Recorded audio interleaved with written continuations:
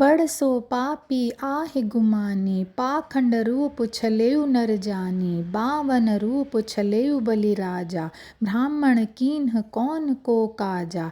ब्राह्मण ही सब कीन्ही चोरी, ब्राह्मण ही को लागल खोरी। ब्राह्मण कीन्हो वेद पुराना, कैसे हु कै मोहि मानुष जाना।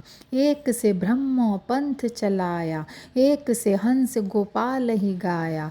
एक से शंभु पंथ चलाया, एक से भूत प्रेत मन लाया। एक से पूजा जैन विचारा, एक से निहुरी निमाज गुजारा। कोई काहू का हटा न माना, झूठा खसम कबीर न जाना। तन मन भजि रहु मोरे भक्ता, सत्य कबीर सत्य है वक्ता। आप ही देव आप है पाति, आप ही कुल आपू है जाति। सर्वभूत संसार निवासी, आप ही खसम आप सुखवासी। कहइत मोहि भयल युग चारी, काके आगे कहों पुकारी।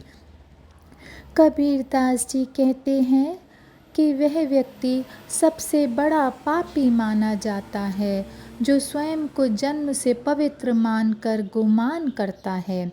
ऐसे व्यक्ति अपनी पाखंडी छवि बनाकर दूसरों को ठगते हैं। एक ब्राह्मण ने तो अपना वामन रूप छोटा कद रखकर सरल हृदय और धर्मात्मा बलि को छला था। छली ब्राह्मणों ने किसका भला किया है?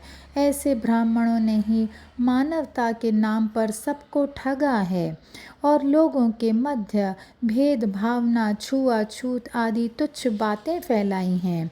यह बहुत बड़ा पाप है और उनके आत्मविश्वास की चोरी है। इसीलिए ऐसे ब्राह्मण ही दोषी हैं।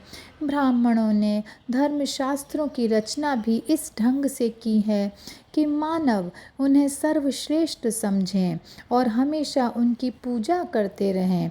ध्यान देने की बात यह है कि केवल ब्राह्मण पुरोहित ही अकेले दोषी नहीं हैं, अपितु सभी धर्मों के पुरोहितों में पाखंड, घमंड, दंभ और भेदभाव आदि भरा हुआ है, जिस कारण इस प्रकार के सभी व्यक्ति दोषी हैं। इन लोगों ने अनेक पुराणों और धर्म ग्रंथों का निर्माण किया है।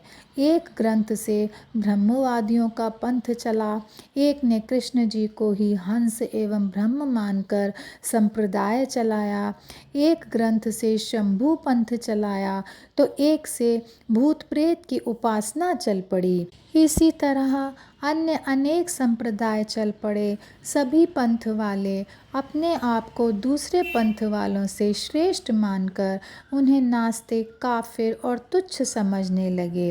किसी भी संप्रदाय ने बुद्धिजीवियों की सीख को ग्रहण नहीं किया और अपने झूठे स्वामित्व का ही प्रदर्शन करने लगे। कबीरदास जी कहते हैं कि ए भक्तजनों, अपने तन, मन और वाणी को पवित्र करो।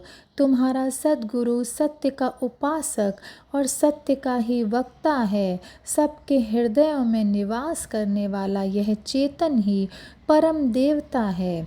उसकी पूजा के लिए उत्तम कुल, जाति, फूल, पत्ते की आवश्यकता नहीं है, अर्थात अपने मन, वाणी, शरीर से स्वात्मा प्रभु में समाना ही सर्वोपरि सिद्धांत है। सभी सांसारिक व्यक्ति अपने अपने स्वामी हैं और अपने स्वरूप में स्थित होकर स्वयं आनंद कंद के मूल हैं।